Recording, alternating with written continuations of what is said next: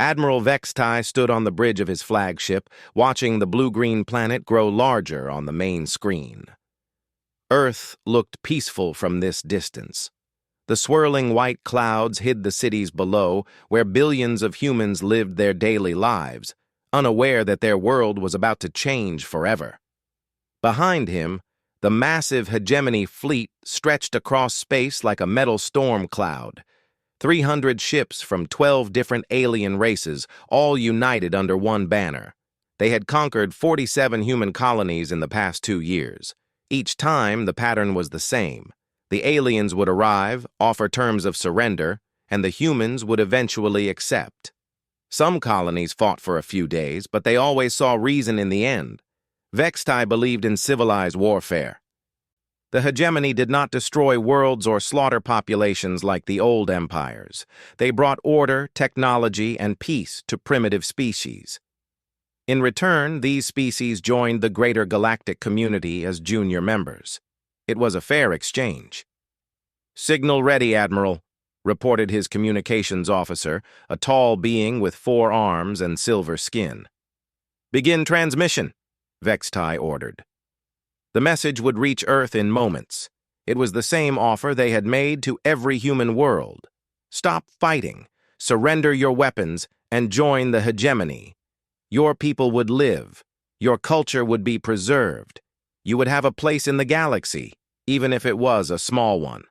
Vextai had studied the human species for months. They were young, violent, and disorganized. Their technology was crude compared to hegemony standards. They still used chemical rockets and kinetic weapons. Most importantly, they had no unified government. Their planet was divided into dozens of nations that constantly fought each other. The humans had surprised everyone by lasting this long. Most species surrendered after losing their first few colonies. But humans kept fighting, even when the odds were hopeless. It was wasteful and illogical, but Vextai respected their spirit. That spirit would serve them well as members of the hegemony. "Transmission sent," the communications officer confirmed. Now they would wait. Sometimes planets responded quickly. Other times it took days for their leaders to make the obvious choice. Vextai expected Earth to take longer than most. They were the human homeworld, after all. They would need time to accept their new reality. Hours passed. The fleet maintained its position just outside Earth's weapons range. Vextai knew the humans were watching them, counting their ships, measuring their firepower. The conclusion would be clear to any rational mind. The humans had perhaps 200 ships defending their world. The hegemony had 300, each one more advanced than anything humanity had built. "Incoming transmission from Earth," the communications officer announced. Vextai straightened his uniform. This was always an important moment. The tone of the first response told him much about what kind of surrender negotiations to expect. Some species begged for mercy. Others tried to bargain for better terms. A few attempted to sound defiant, even as they prepared to give up. "Put it through," he ordered. The main screen flickered and showed a human female in a military uniform. She had gray hair and hard eyes that reminded Vextai of old soldiers from his own species. Behind her stood other humans, all wearing similar uniforms with different colored patches and symbols. These must be representatives from Earth's various nations, united for once. "I am Admiral Sarah Chen, speaking for the unified governments of Earth," the human woman said. Her voice was calm and clear. "We have received your surrender terms." Vextai nodded approvingly. At least they were being direct about it. "After careful consideration, our response is as follows," Admiral Chen continued. "Denied. Come and take it." The transmission ended. The main screen returned to showing the blue-green planet floating in space. Vextai stared at the screen in silence. Around him, his bridge crew waited for orders. The communications officer's 4 arms twitched nervously. The weapons officer checked his displays twice, as if he had misheard something. "Admiral?" the weapons officer asked quietly. Vextai had seen many surrender negotiations. He had heard angry refusals, desperate bargaining, and empty threats. But this was different. The human admiral had not sounded angry or desperate. She had sounded certain, like someone who knew something he did not. "Scan the planet again," Vextai ordered. "Full spectrum. Look for hidden weapons, orbital defense platforms, anything we might have missed." His tactical officer, an insect-like being with multiple eyes, bent over his console. "Scans complete, Admiral. No significant changes. Their defense fleet is moving into formation. 215 ships total. Mix of cruisers, destroyers, and fighters. Standard human technology." Vextai studied the tactical display. The numbers had not changed. The humans were still outnumbered and outgunned. So why had they refused? Did they have allies coming? Was there some secret weapon his scans had not detected? "Perhaps they need time to reconsider," suggested his second-in-command, a wise old creature whose species had joined the hegemony centuries ago. "Young races often make emotional decisions before logic prevails." "Perhaps," Vextai agreed, but doubt gnawed at him. He had conquered 17 worlds personally and studied the conquest of dozens more. He knew the signs of a people preparing to surrender. This was not what he saw from Earth. "Open a channel, all frequencies," he ordered. "Channel open, Admiral. People of Earth, this is Admiral Vextai of the Hegemony First Fleet. You have one more chance to avoid unnecessary bloodshed. Surrender now, and your world will be spared. Continue to resist, and we will be forced to take your planet by violence. The choice is yours." They waited. Vextai hoped for wisdom to prevail. The humans had fought bravely defending their colonies. There was no shame in surrender when facing impossible odds. Many species had made the same choice and prospered under hegemony rule. The response came quickly this time. Same human admiral, same hard eyes. "Admiral Vextai, let me be crystal clear. Earth does not surrender. Earth does not kneel. If you want our world, you will have to pry it from our dead hands. Good luck." The transmission ended again. This time, Vextai did not hesitate. "All ships, prepare for combat. Launch fighters. Ready weapons." He paused, looking at the peaceful planet one last time. "Humans want to do this the hard way. So be it." The battle began exactly as Admiral Vextai expected. His fleet moved forward in perfect formation, while the human ships scrambled to meet them.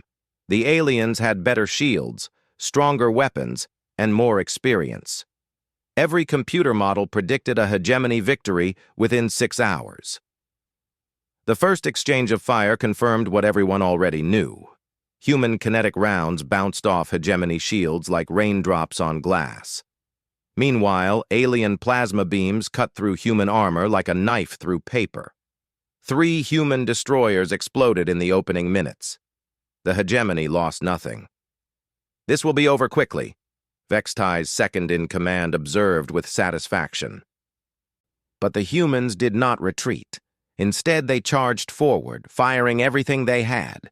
Their smaller ships darted between the massive hegemony cruisers like angry insects, too fast for the big guns to track.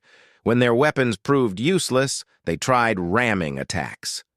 Vextai watched in amazement as a human frigate, its hull already cracked and burning, aimed itself at a hegemony battleship. The frigate's captain could have ejected his crew in escape pods.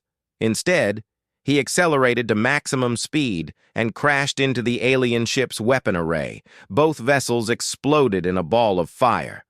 "Wasteful," muttered the tactical officer. "They traded a frigate for a weapons turret." "No," Vextai said slowly. "They traded a dying ship for our main gun. Look at the formation." The tactical display showed the truth. That one suicide attack had created a gap in the hegemony firing line. Human ships were already pouring through it, getting close enough that their primitive weapons could damage alien hulls. What had seemed like a desperate act was actually tactical thinking. More human ships followed the same pattern. When their shields failed, they rammed. When their weapons ran out, they used their ships as missiles. When their engines died, they drifted close enough to fire escape pod rockets at alien bridges. "They fight like animals," complained the weapons officer after the sixth ramming attack. "No," said a new voice. Captain Thel Nara had just arrived on the bridge. She was a veteran of 30 campaigns and commanded the fleet's ground forces. "Animals run when they are beaten. These humans fight like something else." Vexatai was beginning to understand her meaning. In all his years of warfare, he had never seen anything like this. When most species realized they could not win, they either retreated or surrendered. These humans seemed to have a third option: make the enemy pay as much as possible for victory. A human cruiser suddenly appeared on the tactical display, heading straight for Vexatai's flagship. Its hull was torn open in 3 places, and its weapons were gone, but it still moved under power. "Destroy it," Vexatai ordered. Plasma beams reached out and struck the cruiser, but instead of exploding, the ship kept coming. Its crew had ejected everything non-essential, including life support systems. They were flying a dead ship by sheer momentum and stubbornness. "Impact in 20 seconds, reported the tactical officer. "Evasive maneuvers," Vextai commanded. The flagship turned, but the human ship adjusted course to match. At the last moment, Vextai realized the truth. The humans had not ejected their crew. They were still aboard, steering manually, ready to die for one last attack. The cruiser struck the flagship's shield generators. The explosion lit up space for kilometers around. When the light faded, the flagship was still intact, but its shields were down, and human fighters were already diving toward the exposed hull. "Damage report," Vextai demanded. "Shield generators offline. Hull breach on deck 7. Casualties minimal." Minimal casualties. That was the problem, Vextai realized. The hegemony measured success by objectives achieved with few losses. But humans seemed to measure success differently. They traded lives for time, ships for position, everything for small advantages. The battle continued for 8 hours instead of 6, then 10 hours, then 12. The hegemony was winning, but slowly and at great cost. Every human ship destroyed took at least one alien vessel with it. Every human position captured required 3 times longer than expected to secure. "Admiral," the communications officer called out, "we're receiving a transmission from Earth. Put it through." The main screen showed Admiral Chen again. Behind her, Vextai could see damage to her command center. Smoke drifted through the air and several consoles sparked with electrical fires, but the human admiral looked as calm as before. "Admiral Vextai," she said, "I want to make sure you understand what's happening here." "You are losing," Vextai replied simply. "Yes, we are," Chen agreed. "Our fleet is almost gone. Our orbital defenses are destroyed. Your victory is certain." She paused, and her hard eyes grew even harder. "But you should know that Earth's government has just authorized Protocol Fenrir." Vextai frowned. "What is Protocol Fenrir?" "You'll find out soon enough," Chen said. "I wanted to give you one last chance to withdraw your forces." The Admiral's words made no sense. Earth had no hidden fleets, no secret weapons. The hegemony's scans had confirmed this repeatedly. What could a broken planet offer in exchange for mercy? "Admiral Chen," Vextai said carefully, "your position is hopeless. Surrender now, and your people will be treated well under hegemony rule. Continue this pointless resistance, and more will die needlessly." Chen smiled, but it was not a happy expression. "Admiral, you still don't understand us at all. We're not resisting because we think we can win. We're resisting because this is who we are." She leaned forward. "And now you're about to learn what we become when you back us into a corner." The transmission ended. "Should we respond?" asked the communications officer. Vextai stared at the planet below. Something was wrong. He had conquered many worlds, and he knew what defeat looked like. But this felt different.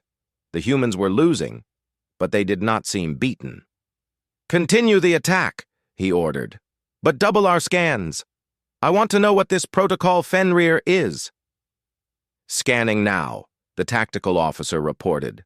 "I'm detecting something. Energy signatures from multiple locations on the planet's surface. Underground installations are activating. Weapons? Unknown. The energy patterns are unlike anything in our databases." Vexatai watched his displays with growing unease. In 12 hours of battle, the humans had taught him that his assumptions about warfare might be wrong. Now they were suggesting that his assumptions about victory might be wrong too. "Time to planetary bombardment position?" he asked. 6 hours, Admiral." "Increase speed. I want this finished before whatever Protocol Fenrir is can be implemented." But deep in his mind, Vextai suspected they were already too late.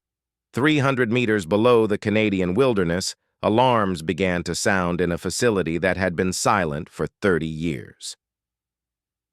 Emergency lights bathed the corridors in red as automated systems came to life.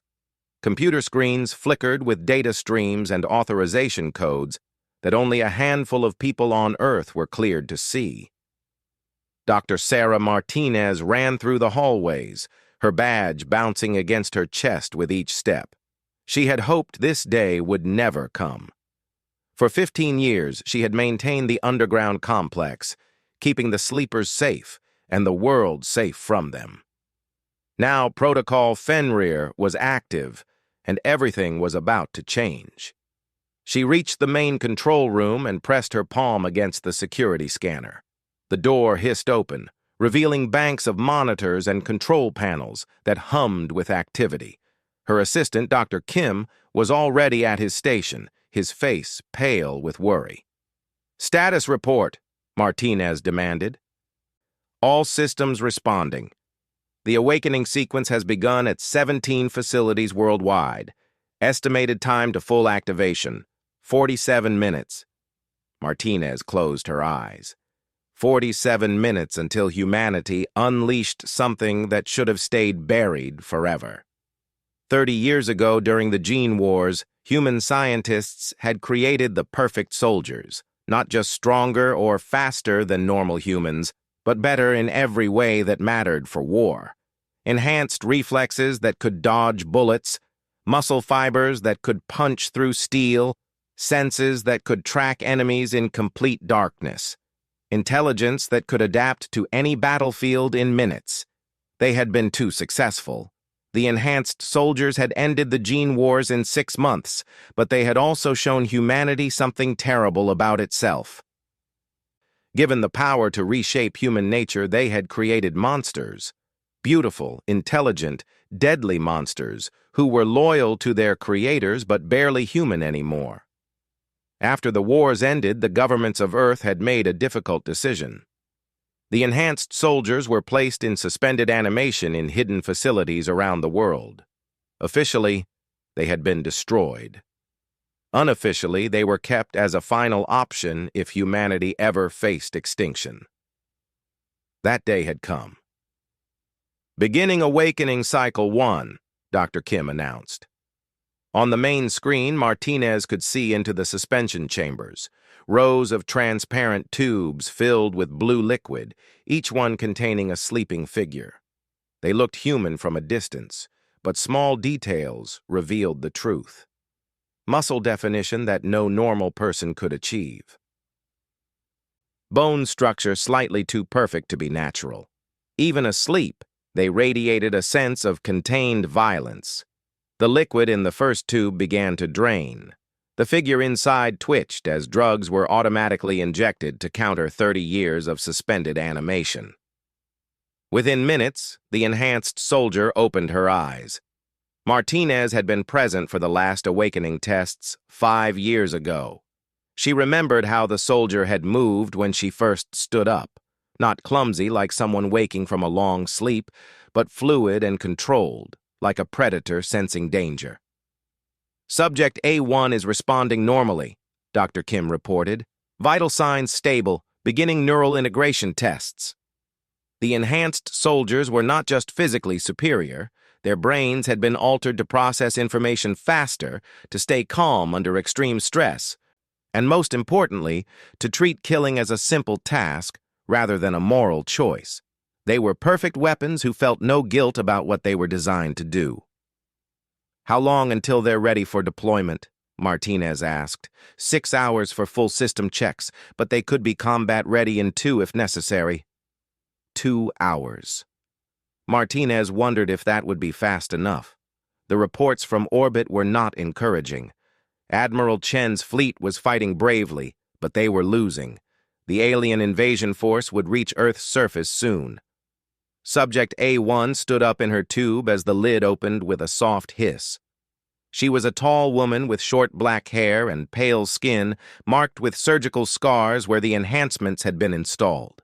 Her eyes were the worst part, completely human in appearance, but with something missing behind them. Some spark of normal human emotion that the genetic modifications had burned away. "Status?" A1 asked. Her voice was calm and professional. Dr. Kim activated the communication system. "Subject A1, this is Control. You have been awakened under Protocol Fenrir. Earth is under attack by hostile alien forces. Estimated enemy strength, 300 ships, unknown ground force capability." A1 nodded, as if this information was no more interesting than a weather report. "Rules of engagement?" Martinez leaned forward to answer personally. "Total war protocols are in effect. No prisoners, no mercy. Protect human civilians when possible, but mission success takes priority over everything else." "Understood." A1 began stretching, testing her enhanced muscles after 3 decades of inactivity. "Equipment status?" "Your gear is being prepared now. Standard loadout plus experimental weapons developed since your last deployment." On screens around the room, Martinez could see similar scenes playing out at facilities across the globe. In the Arctic, under the Australian desert, beneath the Amazon rainforest, everywhere humans had hidden their darkest secret, the monsters were waking up. Some enhanced soldiers had specialized in different types of warfare. Urban combat specialists with bones reinforced for wall running and fighting in zero gravity. Stealth operatives whose skin could change color and whose heartbeats could slow to almost nothing. Heavy assault troops built like living tanks, capable of carrying weapons that would normally require vehicle mounts. "Dr. Martinez," came a voice from the surface communications array. "This is Colonel Hayes, Earth Defense Command. What's your status down there?" Martinez activated her microphone. "Colonel, the awakening is proceeding on schedule. First wave deployment in 2 hours, full activation in 6. "Good, because our orbital scans show alien dropships launching. They'll reach the surface in 90 minutes. 90 minutes. Martinez looked at her screens, showing the enhanced soldiers completing their revival procedures. For 30 years, she had maintained these facilities and hoped they would never be needed. She had studied the psychological profiles, read the battle reports from the gene wars, and understood exactly what these weapons could do. Now she was about to set them loose on an enemy that had no idea what was coming. "Colonel," she said quietly, "you should warn your ground forces to stay clear of combat zones once our people deploy. The enhanced don't always distinguish between friendly and enemy forces when they're in combat mode." "Understood, Doctor. Just get them ready." Martinez cut the connection and turned back to her monitors. Subject A1 was now fully awake and receiving her mission briefing. On other screens, more enhanced soldiers were rising from their suspension chambers. Within hours, they would be deployed across Earth's surface. The aliens thought they were fighting humans. They were about to discover that humanity had created something much worse than themselves. And in their desperation to survive, they had chosen to become it. The first alien dropship landed in downtown New York just as the sun was setting. Steam rose from its hull as the atmospheric entry burn cooled in the evening air. Hegemony soldiers poured out of the craft, their weapons ready and their formations perfect. They had done this same operation on dozens of human colonies. Captain Zaxmore led the first squad toward the abandoned buildings. His orders were simple: secure the landing zone, establish a perimeter, and begin processing any human civilians they found. The hegemony preferred to capture rather than kill when possible. Dead civilians could not work in their factories or farms. "Motion sensors detect life signs in the surrounding structures," reported his scout, a four-armed alien with excellent vision. "Approximately 50 humans hiding in the nearby buildings." "Standard sweep pattern," Zaxmore ordered. "Remember, we want them alive if possible." The squad moved through the streets with practiced efficiency. They had body armor that could stop human bullets and weapons that could punch through concrete walls. Most importantly, they had experience. After conquering 47 human colonies, they knew exactly how these operations went. The first building seemed empty. Their scanners showed life signs on the third floor, but when they reached it, they found nothing. Just an abandoned office with papers scattered on the floor and coffee cups still sitting on desks. "Scanners must be malfunctioning," the scout suggested. "Interference from the city's electronics." Zaxmore was about to agree when something moved in his peripheral vision. He turned, but saw only shadows. Then his scout made a choking sound and collapsed. There was no gunshot, no energy blast.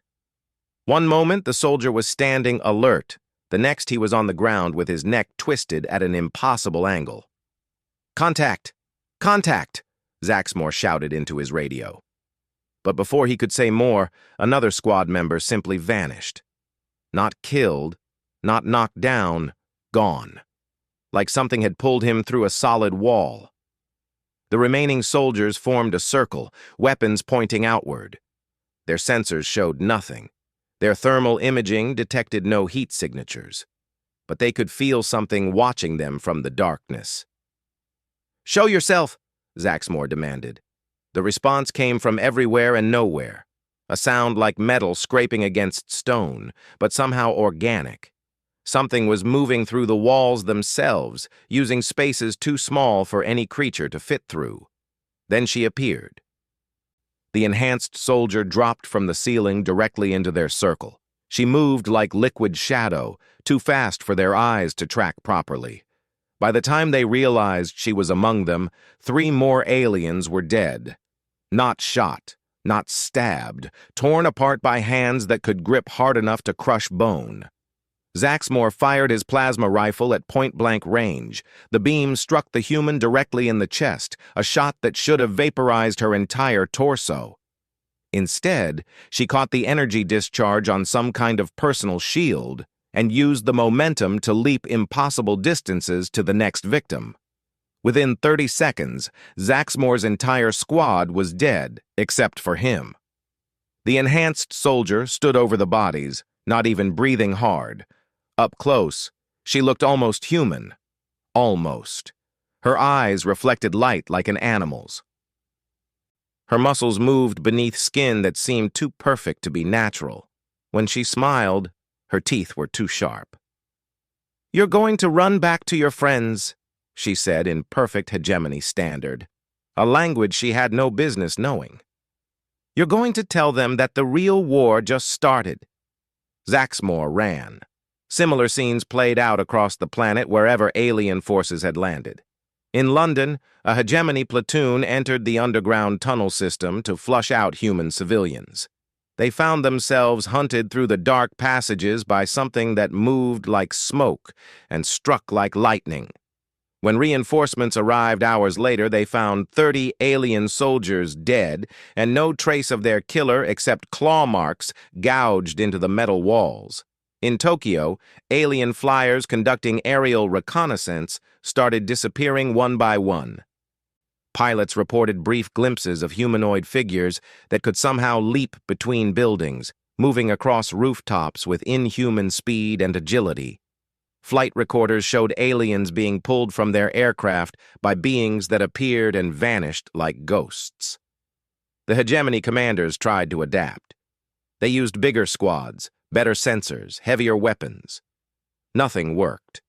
The enhanced humans seemed to know their equipment better than they did, finding weaknesses in armor designs and exploiting flaws in tactical formations that should have been impossible for a primitive species to understand. Admiral Vextai received increasingly frantic reports from his ground forces. Entire companies were going silent.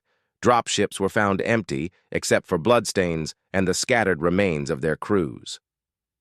His soldiers were beginning to refuse deployment orders, claiming they were being sent to fight demons rather than humans.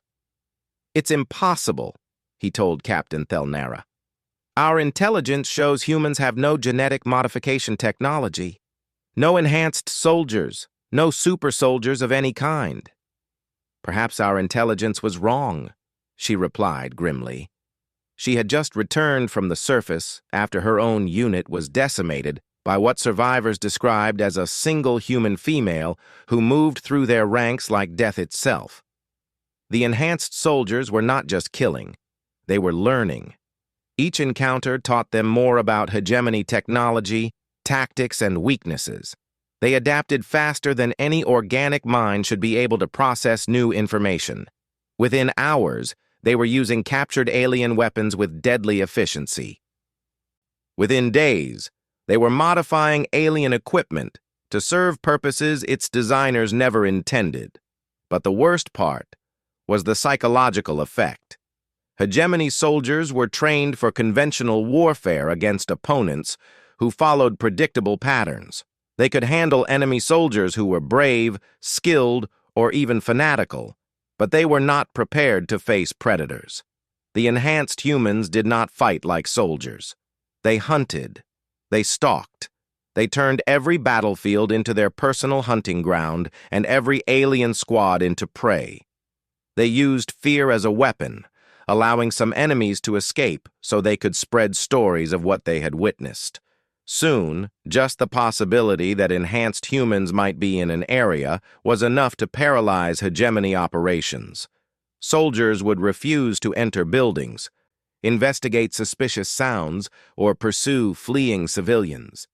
The invasion force, which had numbered in the hundreds of thousands, was being psychologically destroyed by perhaps a few thousand enhanced warriors. "Sir," the communications officer reported to Admiral Vextai, "General Mortax is requesting immediate evacuation for his entire division. He says his troops are no longer combat effective." Vextai stared at the tactical display showing Earth's surface. Red markers indicated areas where hegemony forces had gone silent. The pattern was spreading like a disease across every continent. "What are these things?" he whispered. The answer came from an intercepted human transmission. Admiral Chen's voice, broadcasting on all frequencies. "You wanted to conquer humanity. Congratulations. You've met us." The evacuation order came 18 hours after the enhanced soldiers first deployed. Admiral Vextai watched his tactical display with growing horror as red markers spread across Earth's surface like blood poisoning. Entire divisions were reporting total casualties. Not defeats, total casualties. His ground forces were being wiped out by an enemy they could barely see, let alone fight. "Admiral, we're receiving surrender requests from 7 ground commanders," reported the communications officer. "They're requesting immediate extraction." Vextai had commanded fleets for 20 years. He had conquered 16 worlds and put down dozens of rebellions. Never once had his forces requested to surrender rather than fight. The very concept violated everything the hegemony military stood for. "Grant the evacuations," he ordered quietly. "All ground forces return to ships immediately." "Sir, that leaves our landing zones undefended. Our landing zones are already lost." As hegemony dropships fled the surface, carrying what remained of the invasion force, the enhanced soldiers did not pursue. They simply watched from rooftops and building shadows as the aliens retreated. Some of them smiled. It was not a reassuring sight. The final casualty reports made grim reading. Of the 200,000 hegemony soldiers deployed to Earth's surface, fewer than 30,000 made it back alive. Most of the survivors were rearguard units who had never encountered the enhanced humans directly. The frontline combat troops had simply vanished. "Status of the orbital fleet?" Vextai asked. 73 ships remaining out of 300, his second-in-command reported. The humans extracted a heavy toll before their fleet was destroyed. 73 ships. In 2 days, the hegemony had lost more vessels than in the previous 5 years combined. And for what? They still had not conquered Earth. If anything, they had awakened something that made conquest impossible. "Signal the retreat," Vextai ordered. "All ships form up for hyperspace jump." "Sir, the Council will demand an explanation." Vextai looked at the planet below one last time. Earth appeared peaceful again, its blue oceans and white clouds hiding the nightmare that now walked its surface. "Tell the Council the truth," he said. "Humanity is not what we thought they were." 3 weeks later, Admiral Vextai stood before the Hegemony Council on their capital world. The 12 species that ruled the galaxy sat in judgment as he delivered his report. He had expected anger, accusations of incompetence, perhaps even demands for his execution. Instead, he found something worse: fear. "You claim these enhanced humans killed 2/3 of your ground force?" asked Counselor Prime, an ancient being whose species had been spacefaring for 10,000 years. "Not killed," Vextai corrected. "Hunted. They treated our soldiers like prey animals. I have reviewed all combat recordings. These creatures do not fight like any military force in our database." "Then what do they fight like?" demanded another counselor. Vextai chose his words carefully. "Like predators, counselor. Like something designed specifically to kill other intelligent beings and to enjoy doing it." The council chamber fell silent. Several species had evolved from predator stock, but they had all left such instincts behind when they developed civilization. The idea of intelligent beings who retained predatory behavior was deeply disturbing. "And Earth's government controls these creatures?" asked a third counselor. "Unknown. Our intelligence suggests they were created during an internal human conflict called the Gene Wars. They were placed in suspended animation afterward, presumably because even humans found them too dangerous to control." "Then why would they release such weapons?" Vextai had wondered the same thing during the long journey home. The answer, when it came to him, was simple and terrifying. "Because they were facing extinction, counselor. When species fight for survival, they become capable of anything, even becoming monsters." Reports began filtering in from across the galaxy within months. Human colonies that had surrendered to the hegemony started reporting strange incidents. Alien garrison troops found dead under mysterious circumstances. Occupation forces requesting transfers to other sectors. Some colonies simply went dark, their hegemony administrators vanishing without explanation. The enhanced soldiers were not confined to Earth. They had somehow reached the human colonies, and they were systematically hunting down every alien soldier they could find. Worse, they seemed to be recruiting. Reports suggested that some normal humans were volunteering for genetic modification, willing to become monsters themselves if it meant freedom for their worlds. Within a year, the hegemony had withdrawn from all human territory. The cost of occupation had become impossible to sustain. Every garrison required constant reinforcement. Every patrol might be the last anyone heard from those soldiers. The enhanced humans had turned the galaxy's most powerful military force into a collection of paranoid, demoralized units afraid of their own shadows. But victory came with its own price for humanity. Dr. Sarah Martinez stood in her underground facility watching monitors that tracked enhanced soldier activities worldwide. Most had returned to designated safe zones after the alien threat ended. Some had integrated back into normal human society, taking jobs that used their abilities in constructive ways. But others had simply disappeared into the wilderness or the depths of space. Status report on the missing units? She asked her assistant. 47 enhanced soldiers remain unaccounted for. Last confirmed sightings put them in various locations across human space. Some may have acquired their own ships. Martinez nodded grimly. This was exactly what the scientists of the Gene Wars had feared. The enhanced soldiers were loyal to humanity as a species, but they were not entirely human themselves anymore. Given freedom and the taste of combat, some would inevitably go their own way. Earth's government tried to recall them, but the enhanced soldiers politely refused. They had served their purpose in defending humanity. Now they would serve their own purposes, whatever those might be. The last report came from a frontier colony near the edge of human space. Pirates had been raiding cargo ships in the system for months, despite military patrols. Then the raids suddenly stopped. A merchant captain found the pirates' base asteroid completely empty except for bloodstains and a single message scrawled on the wall. This system is under human protection.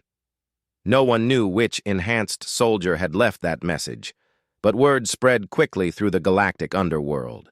Human space was off limits, not because of laws or treaties, but because something lived there that treated armed conflict as a hunting expedition. The galaxy had learned an important lesson. Mercy was something offered by the strong to the weak, but when you pushed the seemingly weak far enough, you might discover they were never weak at all. They had simply been choosing to be civilized. Humanity had made a different choice. They had chosen to survive, no matter the cost. And now everyone else would have to live with the consequences.